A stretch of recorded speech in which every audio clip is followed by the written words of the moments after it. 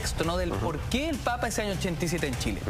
Bueno, como te decía, sí, finalmente esto es un acuerdo que hay con la Conferencia Episcopal, pero también lo conversábamos fuera de cámara, que indudablemente también ahí está la influencia de Francisco Javier Cuadra. Francisco Javier Cuadra en esa época era el embajador de Chile ante la Santa Sede, pero además después se va a convertir en ministro secretario general. Entonces, claro, también va a estar encargado de toda la parte comunicacional, que va a ser bastante relevante en esta época. Y además también ahí está el trabajo del canciller de la época, que era don Jaime del Valle, y que, bueno, ahí en definitiva se orquesta toda esta visita que tiene fecha para... Primero, originalmente era el primer trimestre del 87, pero después se corre un poco para el primero hasta el 6 de abril del 87. ¿Qué opinaba Juan Pablo II de la dictadura de Pinochet?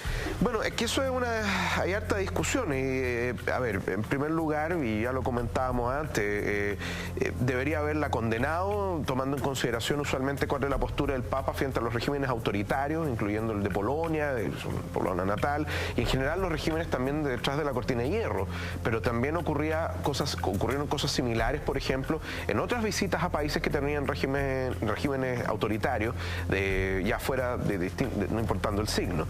Pero al mismo tiempo también, tomando en consideración que en esta lucha polar que existía entre este y oeste, digámoslo, entre el régimen soviético y el mundo capitalista, indudablemente también uno entraría a pensar que podría estar alineado precisamente ante las lógicas que defendía el gobierno militar en la época. Bueno, ahí es dudoso.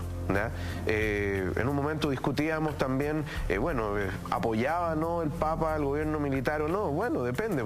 Pinochet decía que no, porque finalmente el mismo Pinochet revela en una conversación, y ahí habría que, no sé, bueno, ya Pinochet está fallecido, digámoslo, pero dice que cuando se reúne con el Papa y el Papa le dice, oiga, ¿sabe qué? Es que en realidad usted debería tener un régimen democrático de gobierno, ¿por qué no transita eso? Y el Pinochet le dice, yo no sé por qué la Iglesia habla tanto sobre regímenes y democracia, siendo que en realidad indistintamente uno puede ser igual de bueno que el otro. Entonces el Papa le dice no, porque la gente tiene derecho a expresarse. Esto es la reunión de 42 minutos que habrían tenido, que originalmente, según dicen algunos, estaba hecha para solamente ser 10.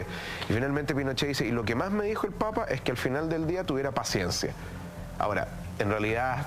¿Qué pasó exactamente? ¿Qué pasó exactamente? Bueno, es un misterio, por lo menos desde el punto de vista de la fuente histórica, no hay mucha más información respecto a una reunión que fue a puerta cerrada y supuestamente sin cámara. Sergio, según la perspectiva del tiempo, ¿fue un golazo comunicacional mediático la visita del Papa en dictadura?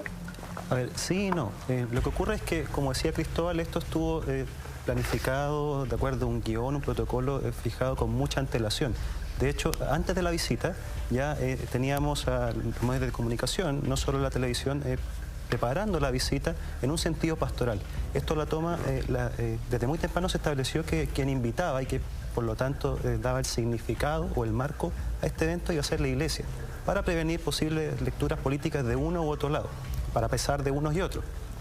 En ese contexto, por ejemplo, se establecieron campañas de propaganda que daban cuenta precisamente de este mensaje pastoral, no directamente político, pero además cada canal tenía su campaña propia.